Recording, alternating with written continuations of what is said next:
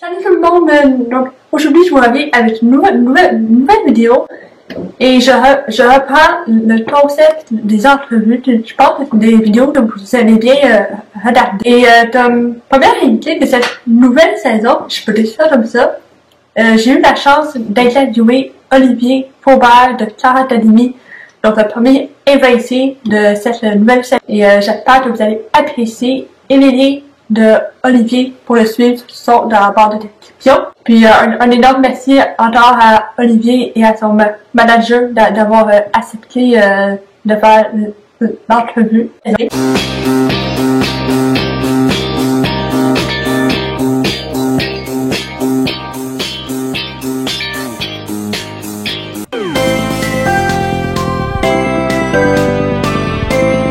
Salut Alexis! Allô? Ça va? Ça va super bien, puis toi? Oui. Merci beaucoup d'avoir accepté l'invitation. Ça me fait plaisir. Pour ceux qui ne te connaissent pas, tu peux te présenter? Oui, je m'appelle Olivier Faubert. Je viens tout juste d'avoir 29 ans. Puis je suis maintenant un ex-académicien officiellement depuis dimanche, depuis que j'ai été éliminé. Mais c'est ça. Me voilà. Avant d'entrer dans Star Academy, tu faisais de tel métier? Moi, j'ai toujours travaillé en restauration depuis que je suis tout jeune. J'ai travaillé dans des restaurants, j'ai été serveur pas mal toute ma vie, jusqu'à temps que je fasse un cours en sommellerie. Donc, j'ai étudié les vins pendant un an ou deux. J'ai fait mes études en sommellerie. Donc là, je suis sommelier. Donc, je travaille dans un restaurant en tant que serveur et sommelier. Mais c'est sûr que la musique a toujours été là dans ma vie. Là. Tu sais, le métier de restaurateur, c'est quelque chose que j'aime, mais c'est pas ma passion. Tu fais ton métier depuis combien de temps? C'est ça depuis, ça doit faire 11 ans là, que je suis dans un restaurant, que je travaille dans des restaurants différents, là, mais ouais.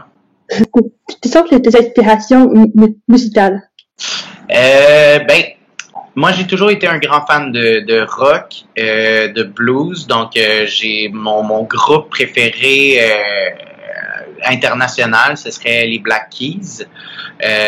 Puis sinon, je dirais qu'au Québec, je suis vraiment un grand fan de Daniel Bélanger, de Louis-Jean Cormier. Puis c'est sûr, ça c'est les gros noms que j'écoute. Sinon, j'écoute aussi des trucs un petit peu plus alternatifs ou underground, là, comme un groupe que j'aime beaucoup comme Bon Enfant, qui viennent de sortir des tunes dernièrement que j'adore.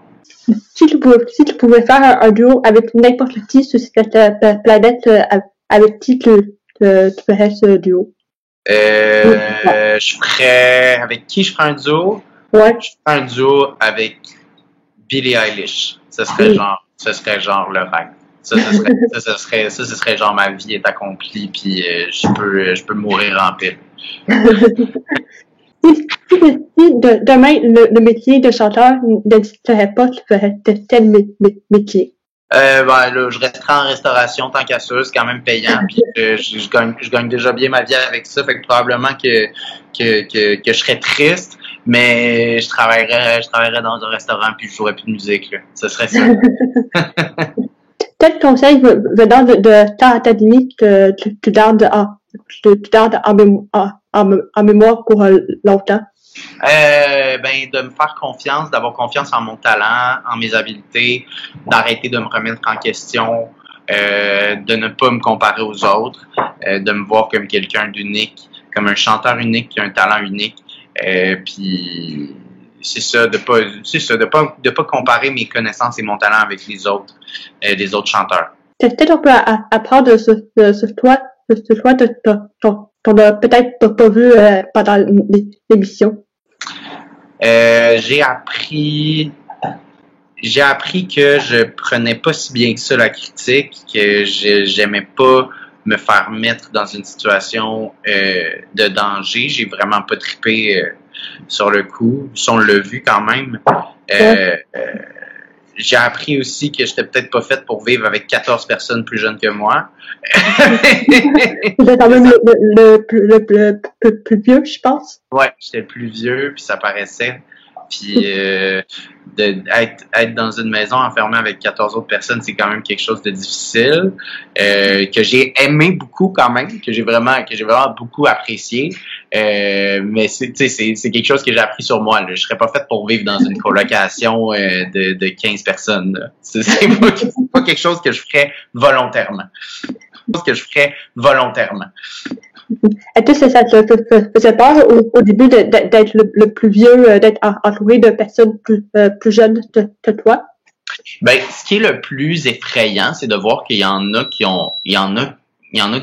tout le monde est plus jeune que moi. Oui, j'ai quand même vécu beaucoup de choses dans ma vie, mais j'ai probablement la même expérience musicale, puis peut-être moins de connaissances musicales que les plus jeunes dans la gang. Tu sais, si tu regardes une personne comme Zara, ben c'est effrayant d'avoir quelqu'un comme ça en avant de toi là, qui connaît tout, qui est musicalement, qui est super allumé, elle a énormément de connaissances. Moi, j'ai peut-être la moitié de ses connaissances, mais après ça, quand vient le temps d'interpréter une chanson, c'est sûr que c'est là rendu là, tout ça on l'oublie là, tu sais, c'est plus ça a plus rapport, tu sais, mais c'est quelque chose d'assez effrayant là, tu sais, d'être confronté à des gens qui sont vraiment plus jeunes que toi, mais qui ont le même talent ou même encore plus de talent que toi, tu sais, puis qui sont comme shit, eux autres, puis de voir qu'eux autres, oh my god, ils ont la vie devant eux autres pour accomplir leur rêve, tu sais. Depuis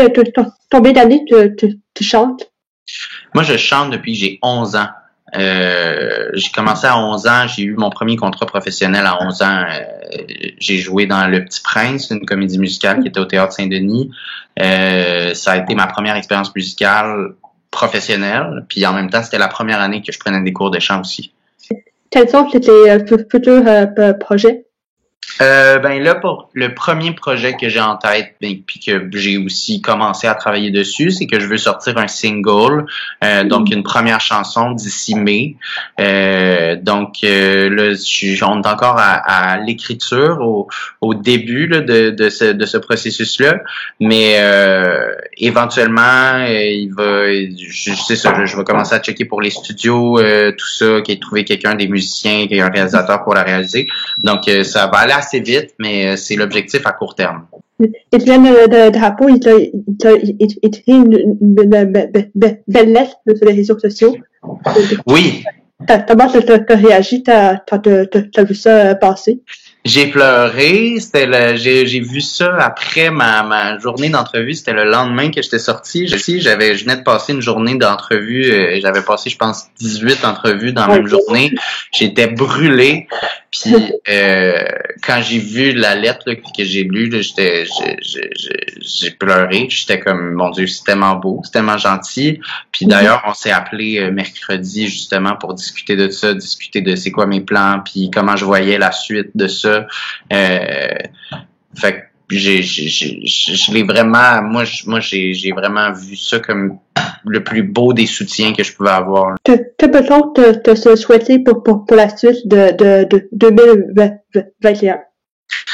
Qu'est-ce qu'on peut me souhaiter? On peut me souhaiter de rester en forme, rester en santé pour réussir à accomplir tout ce que j'ai à faire. Tu sais, tous les projets que je me suis donné, tous les objectifs que je me suis donné, mais idéalement, j'aimerais ça les atteindre. Fait que pour ça, il faut que je reste en santé. Il faut pas que je pogne la COVID, puis il faut que je reste, faut que je reste en forme autant physiquement que mentalement parce que j'ai quand même beaucoup de choses en tête puis beaucoup de trucs à accomplir encore. Merci beaucoup, Olivier, pour cette entrevue. Merci beaucoup, Alexis. Ça m'a fait plaisir. J'espère vraiment que cette vidéo vous aura plu. Pour poursuivre Olivier, ces liens sont dans la barre de description. Un énorme merci encore à Olivier et à son manager d'avoir accepté. Et un énorme merci encore d'avoir regardé cette vidéo. Nous, on se retrouve très bientôt pour une nouvelle vidéo. Bye!